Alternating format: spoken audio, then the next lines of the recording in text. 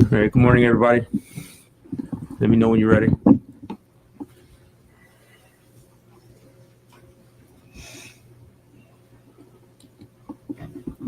All set.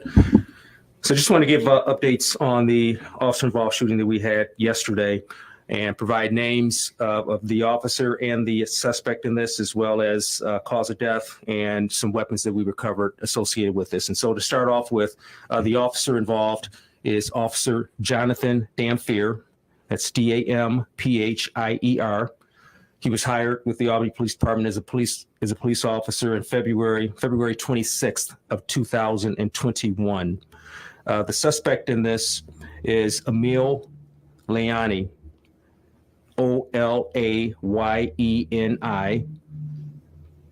28 years old, has an address of 35 North Pine Avenue in Albany, New York.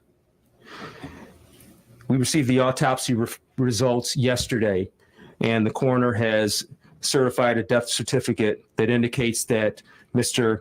Layani died from a self-inflicted gunshot wound to the head. Detectives are now in the process of, or they've already processed the scene, and they've located 2 illegally possessed 9mm handguns from the scene. And also, during a search warrant at Mr. Layani's home, they recovered a 9mm ghost gun. Mr. Layani was on probation from Albany County, out of Albany County, for a reckless driving misdemeanor conviction for a reckless driving incident that occurred in December of 2022. He's had police contacts in Troy and in Colony. And so with that, I want to introduce our deputy chief that oversees our Office of Professional Standards, Deputy Chief Anthony Batuello, to give context about the internal investigation that we'll have regarding this incident. Because as I explained yesterday, this incident will be investigated at a number of different levels. The New York State Attorney General's office has already started their investigation of this, and the Albany Police Department has started an internal investigation. And I'm going to call Deputy Chief Batuello up just to give some context about the internal investigation that we will be conducting. Thank you, Chief. Good morning. In full disclosure, I'm going to be very limited in what I can and cannot answer this morning. As many know, we have an active and ongoing investigation, not only on the criminal side, but also administratively. We also have an active investigation from the State Attorney General's office. With the administrative investigation, we're going to be doing a lot of interviews when the appropriate time arises. Evidence is being collected currently, as it has been since the incident occurred. As far as the process goes, it's lengthy. We'll do a complete and thorough investigation onto the matter, and it will mirror our criminal investigation, again, which is active at this time. Any questions anybody has? At this point, do you know how many shots the officer fired relating to gunfire? I do not at this time, no. Did the suspect give any indication that he was looking for a confrontation with the police? Has there been any indication that he was looking to commit suicide by the police officer? We have working theories, obviously, for how this incident unfolded, but at this time, there's no further comment. You know how long between the initial exchange between the individuals and the self-inflicted gunshot wound in terms of time frame? Seconds. I'm not comfortable in determining the exact time frame right now, but it is seconds. Officer Dampier, he was the only officer who discharged his weapon, correct? That's correct. Do you know how long it took for other units to arrive to the scene? Again, seconds from when the incident occurred, and he was under attack. Do you have any information on who owned the vehicle he was driving? At this point in time, again, it's under investigation. We do have that information, not readily to release that at this time. The weapons, can you say they were using, were those specifically stolen, or were those ghost guns, or were he simply not supposed to have them because of his probation? Again, that would be a condition of the probation, of course, but that is part of the criminal investigation. And at this point in time, it's just not appropriate for me to release that. Do they know what the suspect was speeding away from when the officer first spotted him? That's unknown at this time. Did the officer injure the suspect in any way? Gunfire? Yeah. Yeah, so with respect to that question, we from the autopsy, there's evidence that the suspect in this case sustained a graze wound to his body that was consistent with a gunshot, and so that's what we're looking at this point concerning that. And regarding the issue with the weapons that we recovered. They were illegal in the sense that the suspect did not have legal authority to have possession of those weapons. And two of those weapons actually had serial numbers that are affixed upon them, so we can track where at least where the upper part of that weapon was manufactured, sold, and who owned it, who purchased it. In that sense, the third weapon was a total ghost gun in the way that we use it, in the sense that there were no serial numbers affixed to it, and there's no way to track it whatsoever. But all three of the weapons were illegally possessed nonetheless. Chief, I understand that you guys don't intend to release additional footage today. Can you explain a little bit more why? Because in past, every incident is different. Yes. But in those past incidents, when officers have used physical force against suspects, you have released that footage. So can you explain again why you chose not to in this incident? And I think we're consistent with how we've treated other officer-involved incidents. And I'll go back to the last two officer-involved shootings that we had. And we had one where an officer was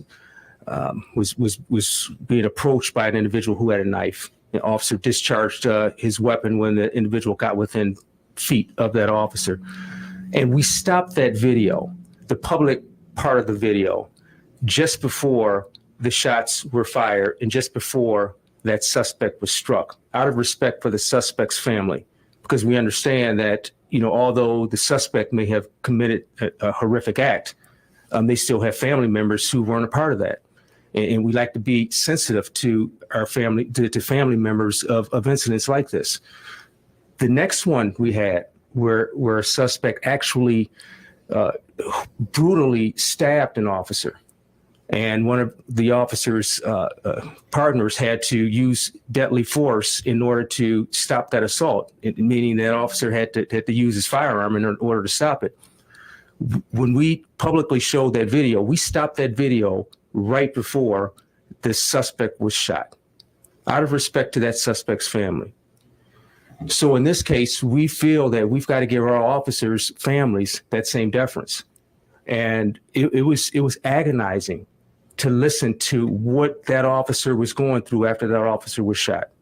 I've been in this for a long time, and that is agonizing and just hard to listen from anybody, whether they're an officer or not. What that officer was going through was just horrific.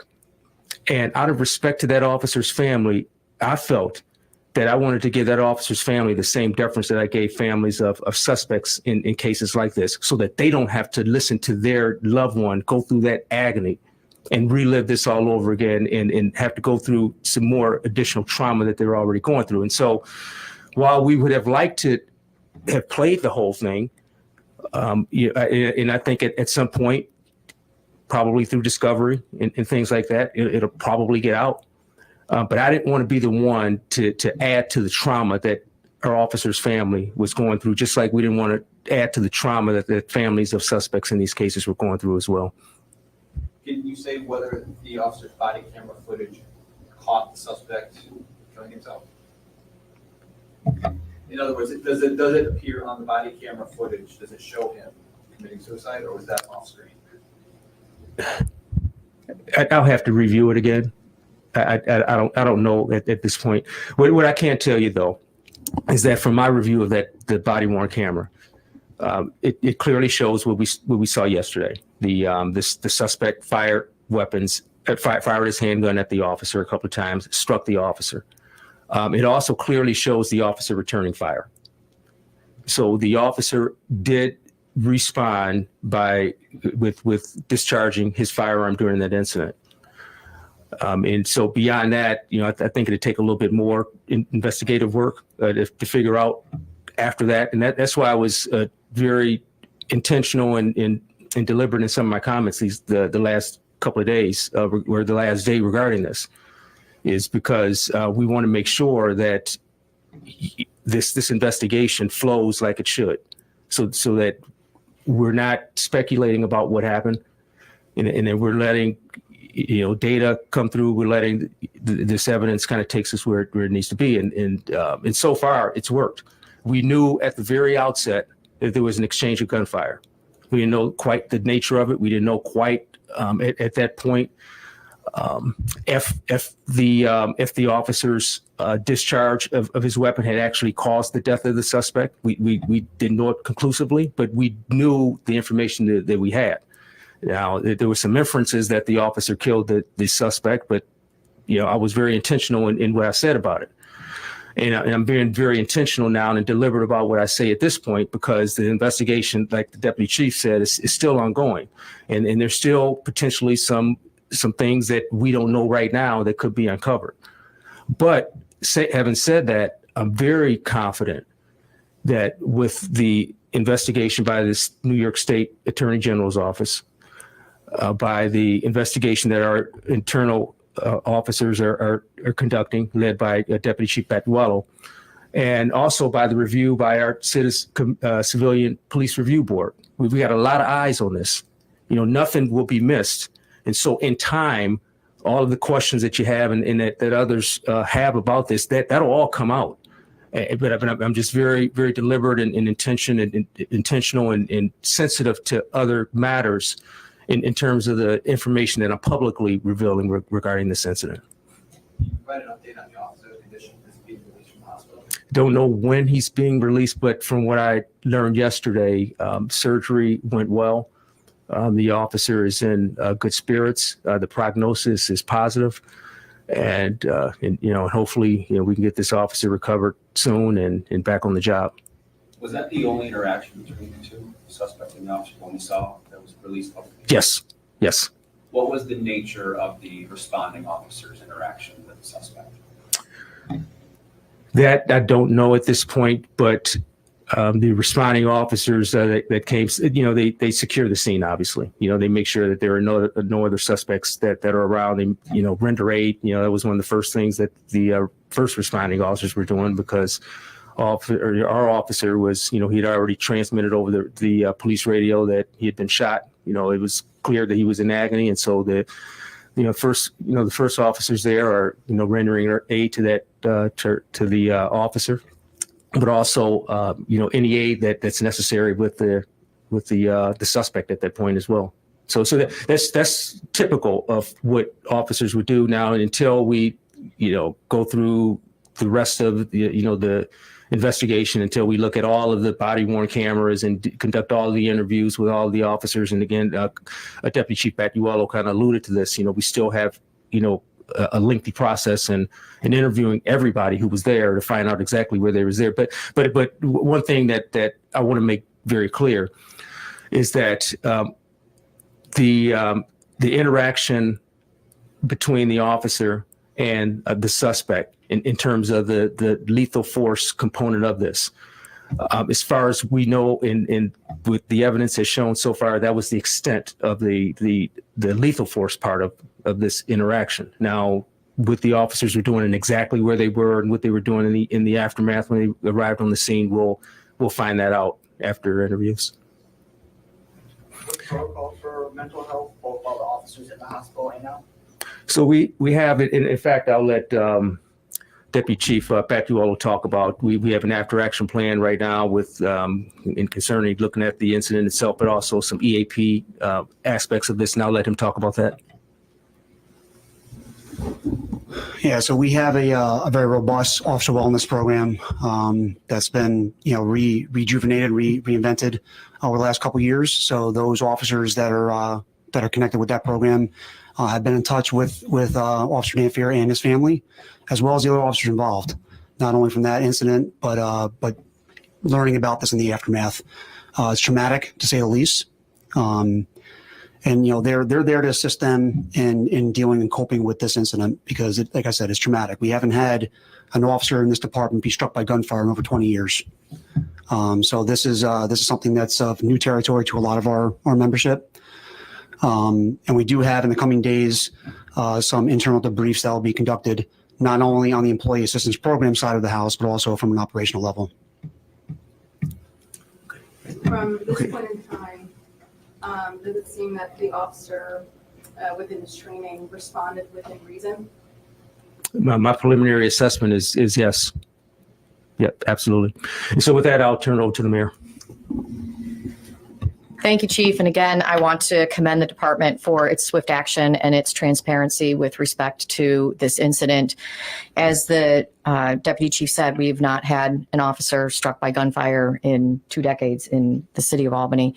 And so this is, for all of us, newer territory, especially given that we have a relatively young department. And so we will continue to ensure that we're doing all that we can for the mental health and to learn from this incident as we move forward. I also want to add that we have every indication that the assailant in this case had a history of mental health issues, and that when we are looking at the challenges that our police department faces, I talk about it all the time, and now sadly I have an example of the danger that our officers face every time they make a call. And we need to ensure that we are doing more to address the mental health crisis that exists in every community across the state and across this country. It happened to land in an incident that could have been far worse here in the city of Albany. But when we talk about examples of the combination of mental illness and guns, we continue to see the devastation that it can have on communities, on families, and in this instance, on the entire Albany Police Department. And our residents have been reaching out. They have been expressing their concern for our officers, commending the chief and the department for their hard work. But this is, again, an issue that is much bigger than this one incident, but it is a continued, I call it a wake-up call. I don't know how many more wake-up calls we need. But this is certainly another incident where we have somebody who was struggling with mental illness, sadly took their own life, but shot a police officer in the throes of whatever he was experiencing. And we will continue to work with our partners at Albany County to ensure that the Albany County Department of Mental Health and that the resources that they have and that we have at the state level address this ongoing mental health crisis and mental health emergency that we have here in this country. Chief, 2 clarifications on Yes. previous answers.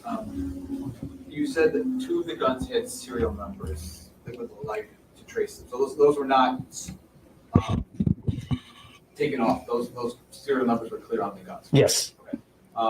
The second clarification is the suspect fired 2 shots at the officer, struck him once, and then at some point shot himself. Do you have any indication at this point that he fired any other shots? I don't know. And this is another area where I want to be very, very careful in public comments regarding this, because I think it's important at this point to let our investigators do their jobs. And they've been doing a fantastic job so far. So the short answer to that is I don't know, but the real answer is that it will come out. We will find out, they're already, analyzing, some of the shell casings. We're looking at video. There's other forensic type of investigative aspects of this that they're looking into. And so that answer will come out. I just don't want to speculate at this time. I want to press you one more time. Yes. I understand trying to be respectful of the officer's family. Why couldn't the department show the video muted or in some way that allows the public to better understand what happened here while still respecting what the family is going through right now? We don't want to have too many redactions to it. There's one thing to splice a video, stop it at a certain point, but when you're taking away audio and showing a video, we wanted to present it in as pure form as we could, so that people see it as we saw it, but also by being very sensitive to some of those areas that that the family would absolutely be a little bit concerned about. And so, it's not trying to hide anything. I think we've been very transparent with how we've handled this so far. Within hours, the mayor and I are giving statements about this, and it's not, investigation is continuing type answers. We're being as forthright as we can, as transparent as we can. Within hours, we're showing the video itself. When it would have been reasonable if we were concerned about some of those things to just withhold the whole thing until we were ready to put it out.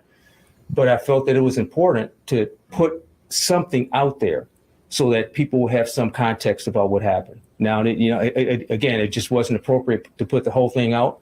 In time, that will come, but it wasn't that we were trying to hide anything. It truly is, and it truly was, sensitivity issues, just like we showed sensitivity to others who are considered suspects in these in their families. I wanted to give that same sensitivity to our the families of our officer, and I don't think it took away from the public's understanding of what happened. The basic because the basic facts of this haven't changed. This officer was conducting what was considered a routine traffic stop, or a routine investigation of a traffic stop, and was ambushed, got shot, and returned fire. Those basic facts haven't changed. And now, what happened? How many shots he fired, and where they struck, and things like that. All of those things are going to come out. We're not suppressing anything, but we just want to just give it takes some time for the appropriate disclosure of all those things, and we just want to make sure when it's done that it's done the right way, and that we're not doing things that either A, compromise an investigation, or two, further traumatize a family that's going through a tremendous amount right now. Yeah, and if I could just add, because I have been asked as mayor, what do you tell, or what do you want from the police department with respect to releasing these videos? I have seen the entire video. I agreed that watching that is painful, and it would be incredibly painful for the family, especially given how close we are to this incident occurring. The second piece of this, though, is as we were awaiting the autopsy results. There was certainly an expectation of the possibility that this suspect died from a self-inflicted gunshot wound, and the possibility that the officers firing on the suspect had nothing to do with his cause of death. And that has been proved out by the autopsy. We may have been having a different conversation if the officers' gunfire had led to an injury, a serious injury, or to the death of this individual, but it did not. And so, again, these are the types of considerations that we take into account. This is a difficult time for this department. It's a difficult time for this officer. It's a difficult time for his family. But were we talking about a scenario where his actions had caused the death of this individual, we would be having a different conversation.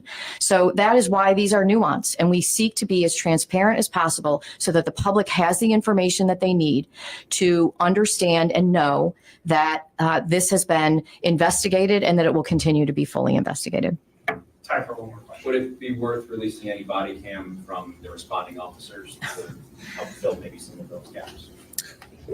At this point, no. That'll be obviously included in part of the entire investigation. And as I mentioned before, to a question, all of these are going to come out in time, through discovery or however they may come out. And so it's not about suppressing any information. It truly is about timing. It's about sensitivity. It's about making sure that, we allow these investigators to do their jobs, and I'm 100% confident with this being investigated and looked at so many different levels. None of this is going to be missed.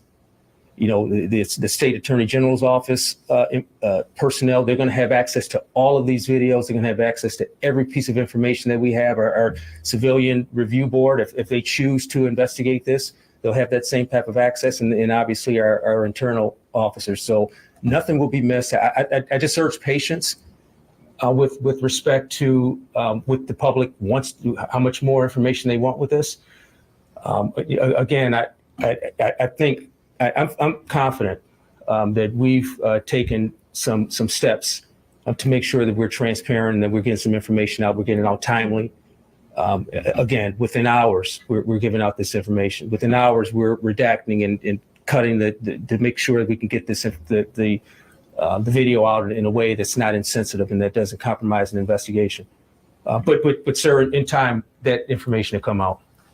Chief, do you mind just spelling the suspect's name one more time for me? Yes, its first name is spelled Ameil. It's Emil.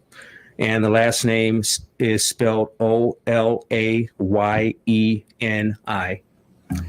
Thank you.